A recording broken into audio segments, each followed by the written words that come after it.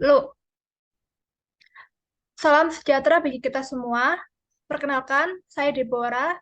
Di sini kami akan mempresentasikan mengenai hasil diskusi dari kelompok 3 mata kuliah KMB mengenai tipoid. Yang beranggotakan saya Deborah Betty Dwiwardani, ada Desti Eka, ada Destia Kurniawati, ada Dea, dan juga ada Dita Ayu Saputri. Pengertian, tipoid adalah penyakit infeksi sistemik akut yang disebabkan infeksi Salmonella typhi.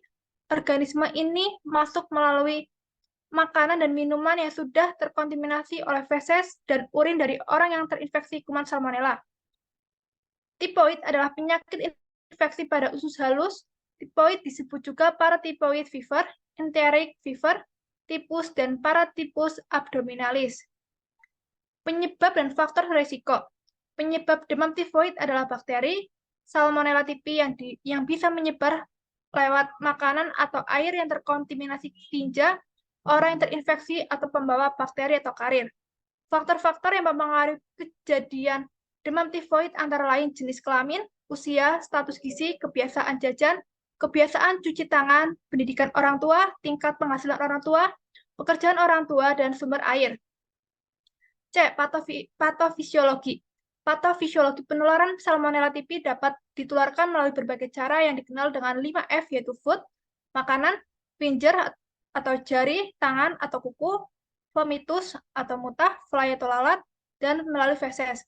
Feses dan mutah pada penderita tipoid dapat menularkan kuman Salmonella typhi kepada orang lain. Kuman tersebut dapat ditularkan melalui perantara lalat, di mana lalat akan hinggap di makanan yang akan dikonsumsi oleh orang yang sehat.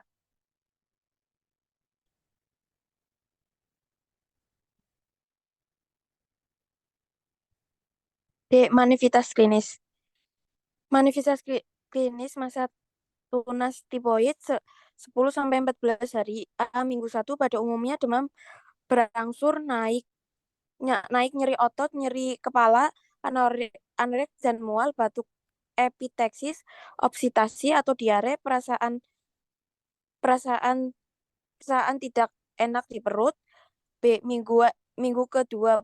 Pada minggu kedua, gejala sudah jelas dapat berubah. Berarti lidah yang khas, putih kotor, pinggirannya hipermi. Hepatogemeli, metrorimus, penurunan kesadaran. Berikut pathway di bawah ini.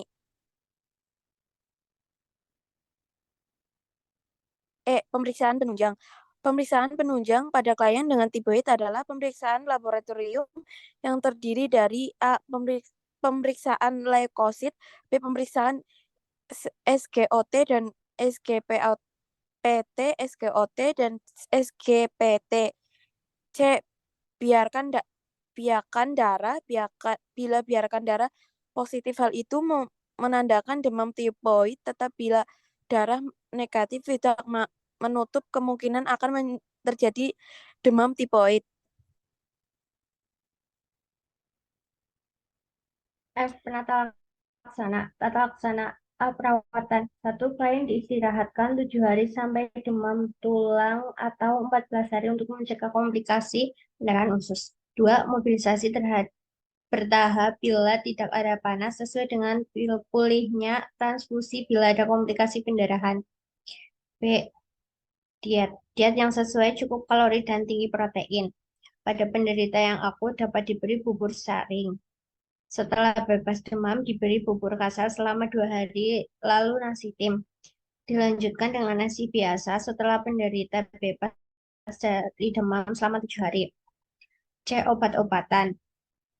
Chloramphenicol, thiamphenicol, cotrimazole, amoxicillin, dan ampicillin. Asuhan keperawatan. Asuhan keperawatan yang pertama ada pengkajian meliputi identifikasi, pemeriksaan fisik, pemeriksaan laboratorium, dan pemeriksaan ginjal. Selanjutnya ada diagnosa keperawatan. Hipertermia berhubungan dengan proses penyakit, nyeri akut berhubungan dengan agen pencedera fisiologis, defisit nutrisi berhubungan dengan ketidakmampuan mengabsorpsi nutrisi, konstipasi berhubungan dengan ketidakcukupan asupan cairan, cemas berhubungan dengan perpisahan dengan orang tua, lingkungan yang asing, prosedur-prosedur tindakan, resiko kekurangan volume cairan berhubungan dengan intake yang tidak adekuat, dan peningkatan suhu tubuh.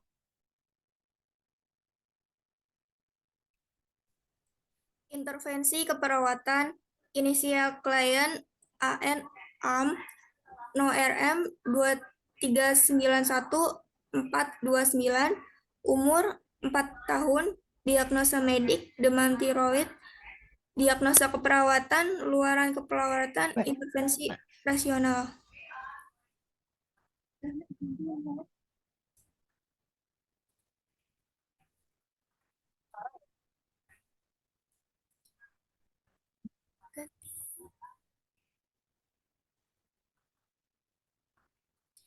Intervensi keperawatan. Pertama, diagnosa keperawatan, hipertemia.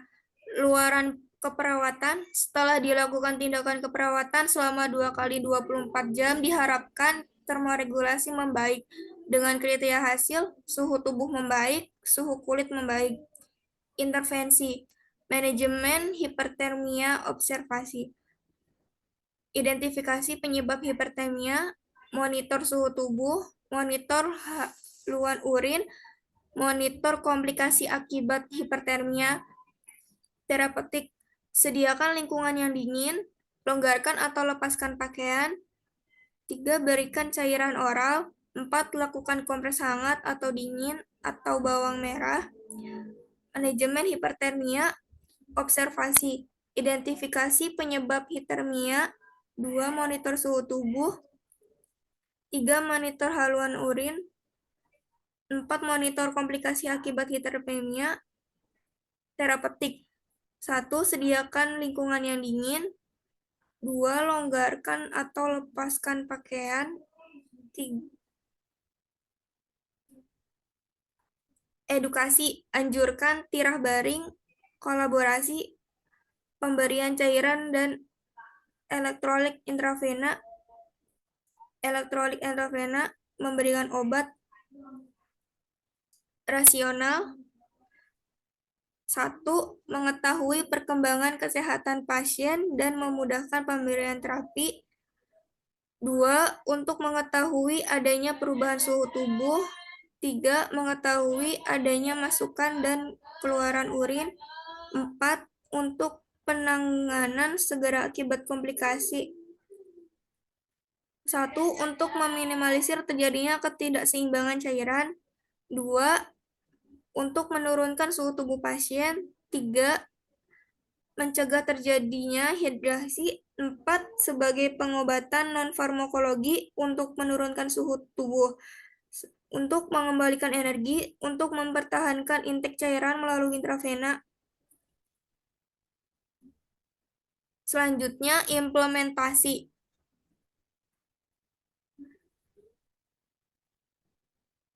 1. Hipertermia. Pada hari Rabu 1 September jam 14.30, implementasi hipertermia, observasi, mengidentifikasi penyebab hipertermia. Hasilnya disebabkan oleh proses penyakit atau bakteri Salmonella typhi yang menyerang usus halus. 2. Monitor suhu tubuh, hasilnya 38,8 derajat Celcius. Terapeutik, menyediakan lingkungan yang dingin, hasilnya pasien tidak lebih nyaman. 2. Melonggarkan atau lepaskan pakaian, hasil pasien nampak menggunakan pakaian yang tipis dan merasa nyaman. 3. Memberikan cairan oral, hasil pasien tampak lega dan cairan infus yang membaik.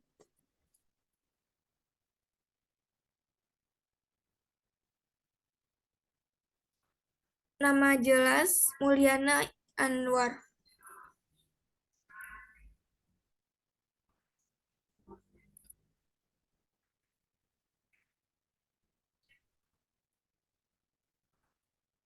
Selanjutnya, evaluasi. 1. Diagnosa keperawatan hipertermia. Hari Rabu, tanggal 1 September, jam 14.30.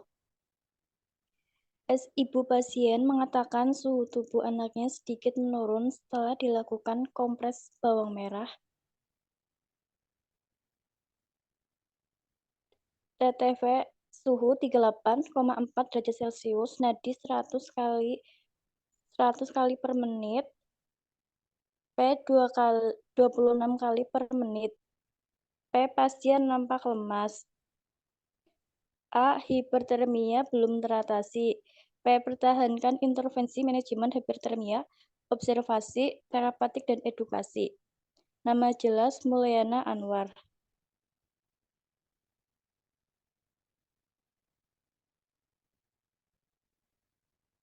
Kesimpulan, pengkajian keperawatan yang didapatkan pada pasien dengan demam tipoid dengan masalah hipertermia yaitu pasien tampak lemas, kulit teraba hangat, bibir nampak pucat dan kering, kulit area wajah nampak memerah, suhu tubuh didapatkan dengan nilai 38,8 derajat Celcius dengan pemeriksaan.